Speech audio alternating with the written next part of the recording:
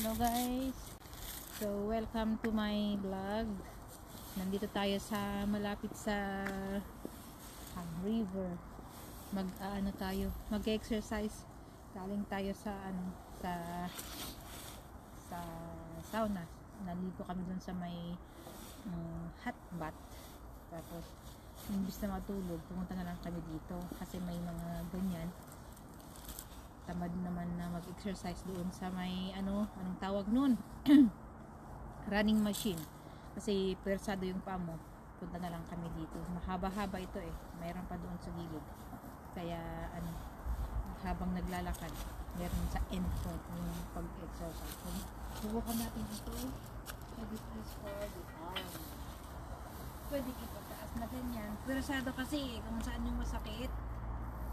Tapos pwede mo rin i-left. Kasi kung kamay lang natin, di ba hindi natin masyadong maitaas.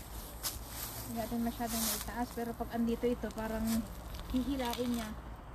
Isunod mo rin yung kamay mo. Parang nababanat yung balikat din. Lalo na sa amin, yung trabaho namin, nakayoko na ganyan. Tapos laging naggaganyan lang. Nilalagay lang yung mask dun sa pouch. Nakakanga dito tsaka dito, kaya maganda rin. Kasi kung maganyan sa bahay, parang siyempre nakokontrol natin, nakokontrol. Parang pag hindi seryoso pag ito, kasi parang pag hinila mo ito, di kayo, kasi madulas siya madulas na ganyan. Tapos kung kaya, hanggat kaya, yan, ganun. Nabanat yung mga ugat-ugat na frozen. Frozen talaga, lalo na pag ganitong lamig. Tapos alas 9 ng umaga hanggang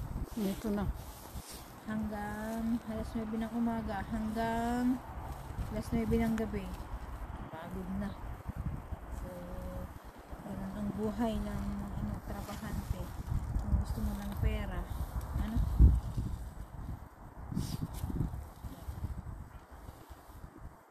diba? Kaya lang ang lamig, nilalamig yung mga kamay. Maganda sana sa summer din ito, kaya lang mainit din, kaya lang tinapat din nila ito sa may puno. So this is for exercising the arms and back. Ginawa nila ito for public. This is for free. Walang bayad-bayad, para sa mga gusto habang naglalakad. Pag naisipan nilang stretching, yan, sa mga bahay na malapit, they can come and exercise. Dito tayo sa kabila, guys. Yan. So ito naman yung sa paa naman. Sa paa naman. Oops, dito na ka. Persado siya. Ay,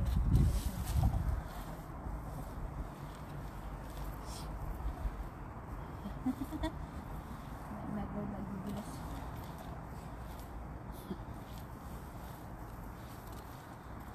Mali ako yung ba yan?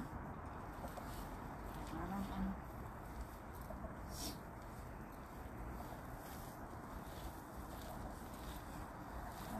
parang enjoyable ito na hindi, parang baliktad. Nagkukontra yung paa ko dapat pag ganon, hindi kasi lagi, parang 2 times lang kami pumunta dito ayan. Dapat inapakan. Ang hirap naman nito. Kalpan karit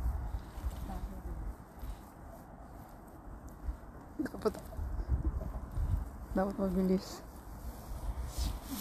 Nagkukontra, ba yan?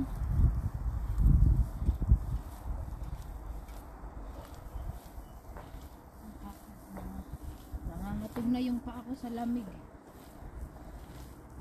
Kamaran kasi maano.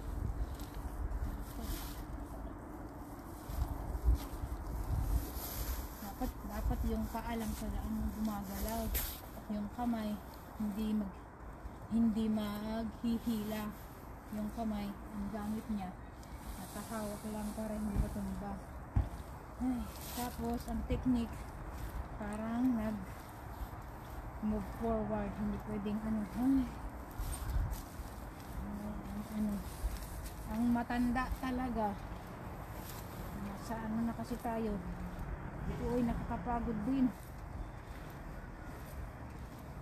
Video na kastos dito. So, sa paa naman, Diyos ko Lord, ang kamay, ang lamig. Palitan ko siya.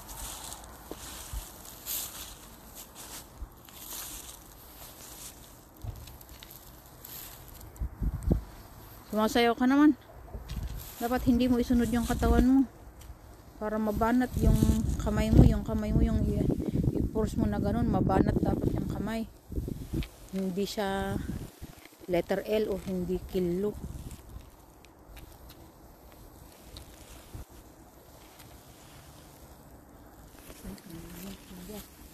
Yan, kahit ano lang. Hawak ka para hindi ka maano. Yan. Tapos, i-shoot mo yung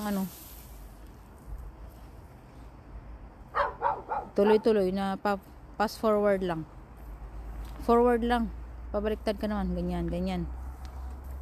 Hindi forward lang. Backward ka naman. I-forward mo yung isa. I-forward mo rin yung isa. Forward mo. Forward mo rin yan. Ganyan. Ganyan. I-forward mo lang yung right. I-forward mo rin yung left. Hindi nga ganyan.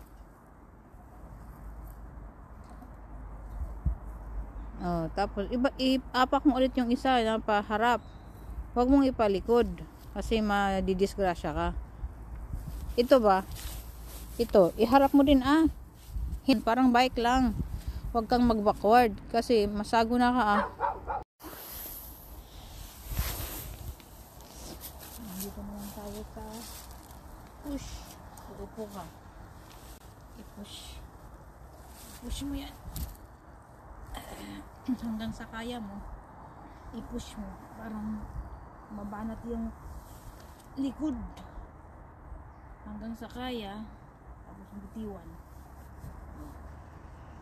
Tapos, push ulit. Yeah. Para mo ring binubuhat yung katawan mo dito, bay. Halimbawa, i-push mo na ganon. Kung gaano kakabigat, ay, ramdam mo. Ay, ganon pala yun. Kasi kung magaan ka, madali mo lang din to. Yes. ilang bilang. Wala pa yatang 10. Para ka na rin nag-push up na nakaupo nito, ang feeling. Pero yung likod, medyo na mamassage kasi nakasandal sa likod. I-try ni Ate Bet. Ayan, try mo dun. Upo ka dyan. Tapos itulak mo yung may jacket ka naman. Yung jacket, upuan mo yung Nasa yung damit. Yung jacket, upuan ng Labot. Panadol set. 1, 2, 3, 4, 5. Tama na.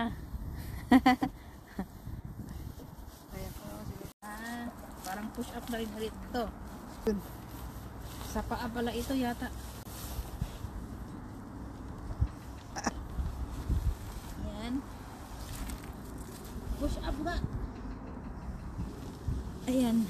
So nakalak yung, ipakita mo yung paa ko. Nakalak yung paa sa baba. Kaya meron kang pwersa, makakabangon ka. Kahit hindi mo na itaas yung kamay. So yung kamay ko steady dito. Tapos push up. Maganda. Mas maganda kaysa sa kamay. 1. Maganda siya. 2. 3. 4. 5. Maalala ko nung sa bahay namin, may sopa kami. Nilalak ko yung paa ko. Madali nga. Eh pag ganito pala, nalalaki yung ano, 'di ba pag nagpo-push up tayo may tagahawak dapat doon sa ano paa. Kaya pala madaling bumangon pag may nakahawak. Pero bakit kailangan nating buhatin yung ulo? Eh dito kahit hindi naman baka maganda yung pagkahawak dito. Kasi madali lang naman. Eh doon kasi kailangan iganon mo, ang hirap. Pero kung dito okay lang, parang madali lang kung hindi lang malamig. Kung hindi lang malamig, exciting. Kaya lang malamig kasi, kaya hindi kami makapagtagal. Pero mahirap pag isimula mo sa ulo. Pero pag dito yung kamay mo, carry. Kasi kung simula sa ulo, hindi ko kaya. Lalak masyado. Pero pag ganito, maganda. I-try mo, diba? Ilak mo yung ano, paa mo doon sa may ilak mo muna. Ganyan. Ilak mo yung sapatos. Tapos mag ano ka. Mag lie down ka. Maganda siya. Dahan-dahan.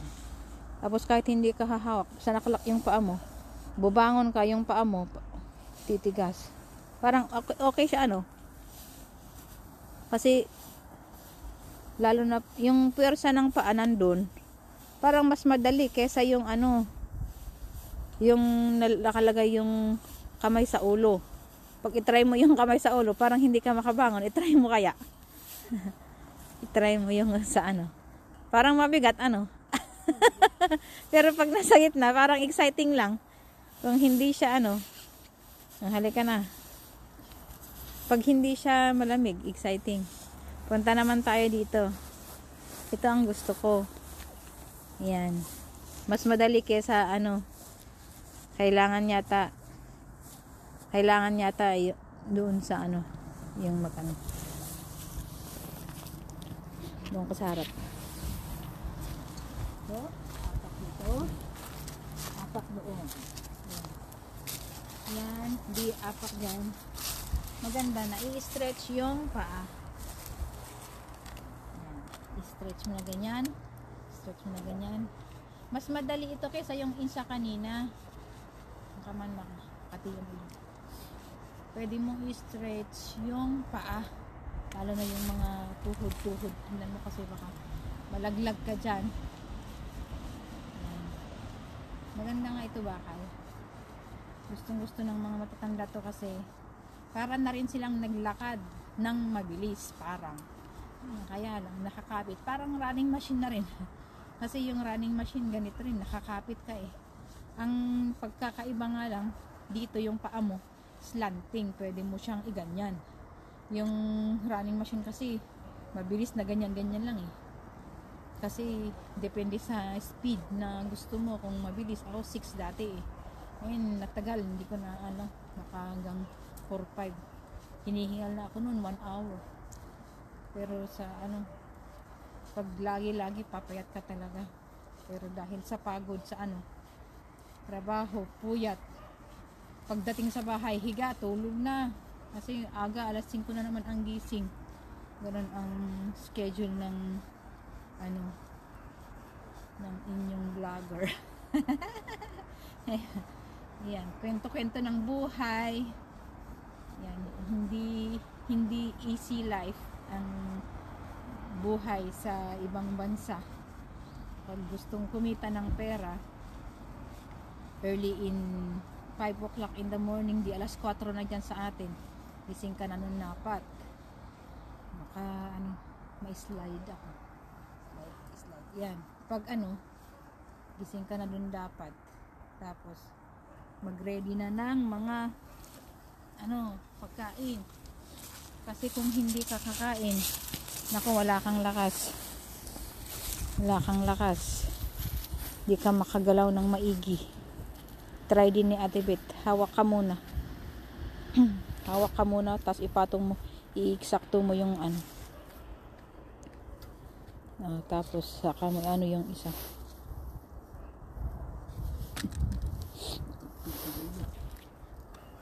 Dahan-dahan lang.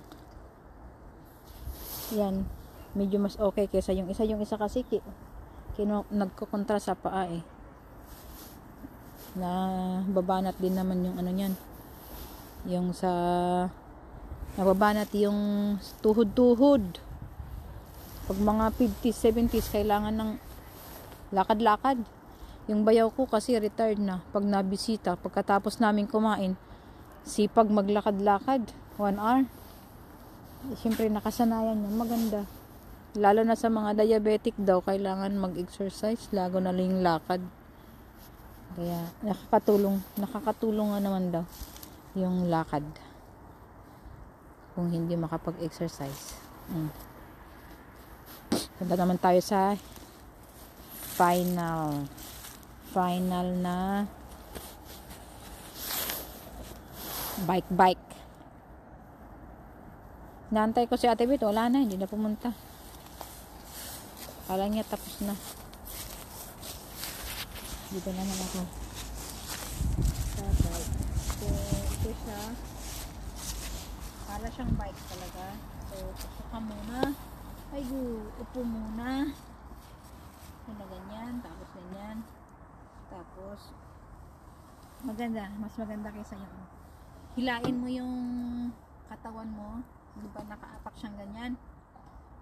Hilain mo ito, tataas yung puwet mo. At ano siya, pwede kang mag-slant na ganun. Basta nakakapit lang yung kamay mo. Mahihilot yung likod. Maganda. Lalo na sa mga malapit sa bahay. Buhatin mo yung katawan mo. Tapos mapipilitan kang tumayo. Tapos kung tinutok mo hanggang sa tiyan mo, yung likod mo mababanat siyang ganun, parang ang sarap ng feeling. Yan.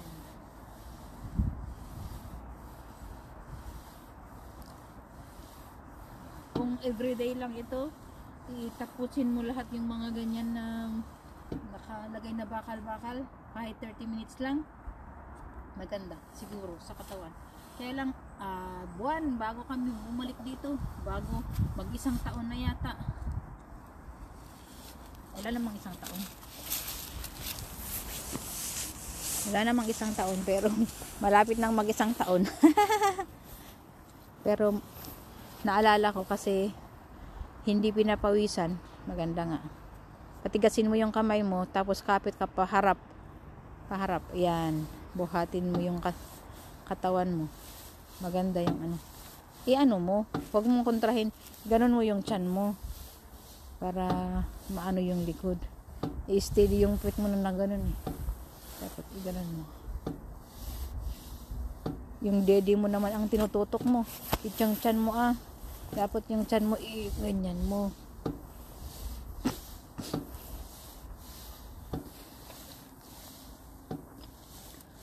Yan, hindi ka na. Punta na tayo sa kabila kasi meron pang twist din ng pang twist ng likod din. Kasi dito walang pang twist ng likod yan kasi anong tawag nun? Pang straight lang ng likod. Lalakad muna tayo. Ayan. So, habang naglalakad, nagsishare naman ako. Yan yung river. Bawal maghuli ng isda. Mga dyan. Pag may mga gusto lang mag-tour, kunwari, gagamitin nila yung boat. Ayan. Walking distance din lang naman ito sa amin, pero kailangan mong sadyain. Unlike yung mga nandito sa apartment na mas malapit. Kasi kami yung bahay ng asawa ko. Bahay, chutek, sabi nila. Bahay. Nung patay yung binan ko noon, sabi ko, lipat na tayo, natatakot ako. Sabi niya, maliliit pa yung mga bata, hirap tumira sa apartment. Dito ang resting time. Dati nung nagbablog ako, sumasaya ako dito, banda. Anong tawag nun? Nung namatay yung binan ko, sabi ko, lipat kami. Mahirap din para sa apartment. Pag maraming bata, kunting ingay lang, tinutuktok ka ng, maingay yung nyo. Tapos, syempre, may pa-elevator pa. Sabi niya, saka na lang, pag medyo lumaki-laki. hanggang sa nasanay na rin, parang gusto ko na rin yung ganun na lang, kasi madali lang lumabas. Kapag alaga ka pa ng aso, tanaw mo agad yung tao, pwede kang pumunta agad sa school, pwede kang umuwi agad. Unlike sa apartment, kailangan pumunta ka sa pinto, tapos kung maraming tao, oops, standby ka muna sa sunod na, di kaya sa ibang tapos rooms, rooms ang pagitan, at saka anong tawag nun, floor ang pagitan, kung 5th floor, 4th floor, ganyan. Kaya mga sanay, maganda lang tingnan. Siyempre gawa yan ng pero kung bahay, wala namang pagkaiba. At same lang din naman natutulugan. Kung mainit sa apartment, mainit din lang naman sa bahay, kaya lalagyan din lang naman ng ng boiler. Pag yung iba lang feeling nila pag apartment sila, yayamanin. Pero kung tutuusin, yung mga nasa apartment, hindi naman yan lahat bayad. Utang din lang naman yan sa bangko, karamihan. Tapos utang yan, nag-down sila, pinasok nila, babayarin nila in how many years, 25 or 20 years, ganyan. Kaltas yan pag nagtatrabaho, kaltas bawat buwan. Wala namang easy life yan. Kung binilhan sila ng mga binan nila at full pay, walang nakaka-full pay dito kahit sino, bihira, unless kung may lupa. Pero karamihan, kahit may lupa, inano nila yan, binenta, tapos ibibili, i-down nila, tapos magma-monthly sila, ganun. Tapos pag hindi na kaya, ibebenta, i-minus nila yung yung kung magkano ang binayad nila, ganun lang naman. Tapos kung makano yung mga kala mo rich, same lang din naman na kanin ang kinakain. We can also afford to buy samgyupsal, meat, baboy man, manok o baka, di ba? Dapat wag ganun. Kaya hindi porket na sa bahay kami nakatira masyadong self-pity. Oh no. The feeling is pag ako lang, hindi same lang. Lalo na yung mga iba dyan nasa apartment ko, hindi pa naman nila mamay-ari, hindi pa na-transfer, umuo pa lang. Masaya nga lang ngayon dahil may trabaho. Biglang walang trabaho, baka lilipat din sa bahay na mas maliit pa, ganun. Kaya umuo pa man, kaya masaya lang pag bata pa, kasi may pambayad, may trabaho. Pag wala lang trabaho, kaya maganda yung may lupa at mapatayuan ng bahay, kasi karamihan naman pag bata pa nagtrabaho, oo, pag matanda na, wala nang trabaho, nag-retire na, lipat na rin sa bahay para may lupa, magtanim-tanim ng kung ano-ano dyan, imbis na bilhin, di at least yun lang, practicality. Yung mga bata-bata pa, go for it. Lalo na yung mga bagong kasal, di ba, hihiwalay sa mga magulang, one room muna yan. Kapag medyo may anak na, 2, 3, medyo may napasukan silang medyo mataas ang sahod, o di wow, lumipat sila sa medyo mas malaki. Lala ko tuloy si Ryan Bang, yaman tapos na yaman tapos na yung business ng tatay niya, napadpad tuloy sa Pilipinas tuloy yumaman. Todo effort din yung niya. Kaya laking din niya sa mga Pilipino. Yan ang mga worth it, kasi pinaghirapan yung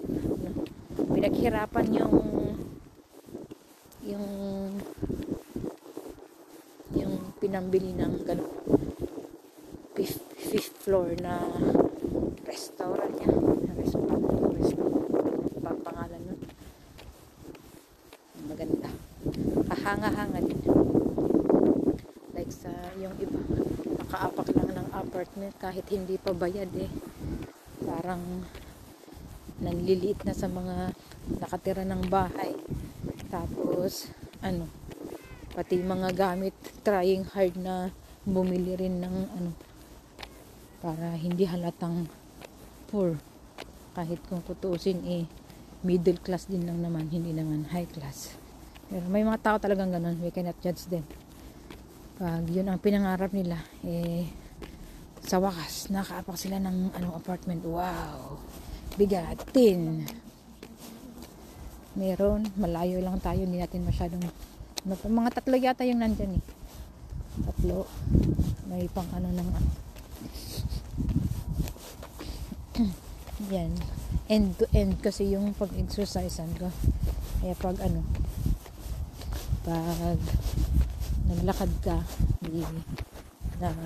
na rin yung mga paa mo. Pagdating mo, exercise yun ulit doon. Tapos pagdating mo rin dun sa gilid, meron din bago ka umalis. Natunaw na yung mga snow. Bilis lang matunaw pag isang laglagan lang. Kagabi lang kasi, pero pag abutin ng snow yung kesok yung snow ng 2 days, 3 days. Malamig at saka matagal din yan minsan magtataka na lang kayo, lang nagkaganon doon sa bahay. Yung tumigas na snow doon sa bubong. Siyempre natunaw-tunaw na, nalagyan ng tubig. Klang, daglag. Ganun. Pero wala sa bahay namin nun. Kala mo may nambato sa namin. May nambato sa bubong namin. Yan pala, nalaglag na star apple. Natapat, o di kaya pag nagbagyo, natapat yung yusuha, star apple. Yung kasi mga tanim na tatay ko na. Star apple, santol, mangga, avocado, yun mga butas na tanim yan. Ito almost same lang din. Ito almost same lang din. Yung sa kabila yung pang twist yata na. Yan, yung parang tulad kanina ito eh. Yan. Parang tulad kanina lang din. Yan.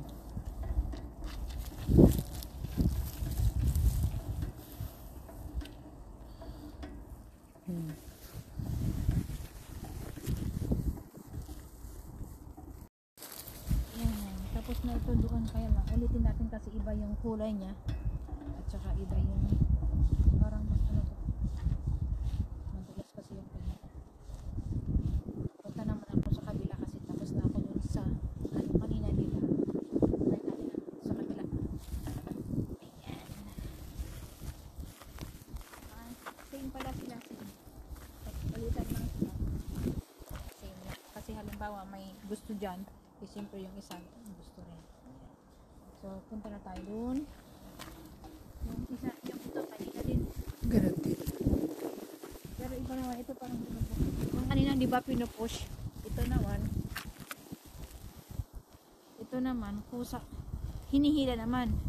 Yung kanina, pinupush. Ito naman, hinihila. Malamig, kaya hindi ka makapagtagal. Yun lang din siya. Ito yung twist na lahat. Ito yung lalaki talaga.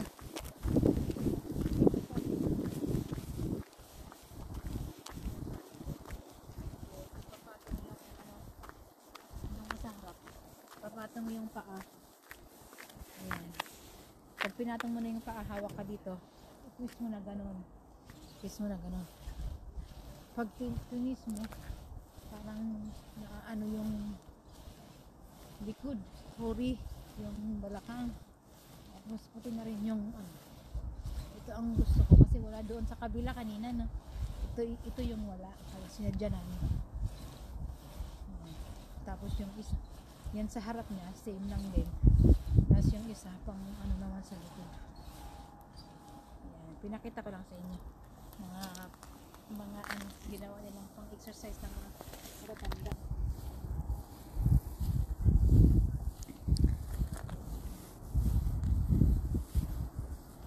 Halika na. So ito yung last pang lang to ng likod. Pang massage lang naman. Wala naman, parang nangangati lang, hindi na ginaganon mo. Sa kapal ng jacket to, halos hindi na makita, hindi na niya yung likod. Parang useless. Dapat pag summer try mo. Sa kapal ng likod, halos hindi na mamasahe yung likod. Hindi naman ganyan. Ikaw yung iikot dyan. Ganun lang. Tara na, ang lamig. Okay, so hanggang dito lang guys. Ang lamig. Papatayin ko na kasi yung kamay ko nag-urong, matigas na sa lamig.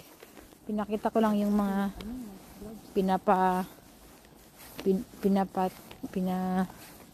yung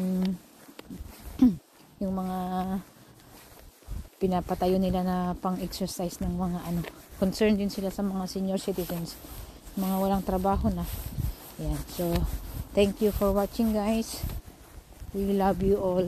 God bless. Hanggang doon na lang po. Bye-bye. Bye-bye.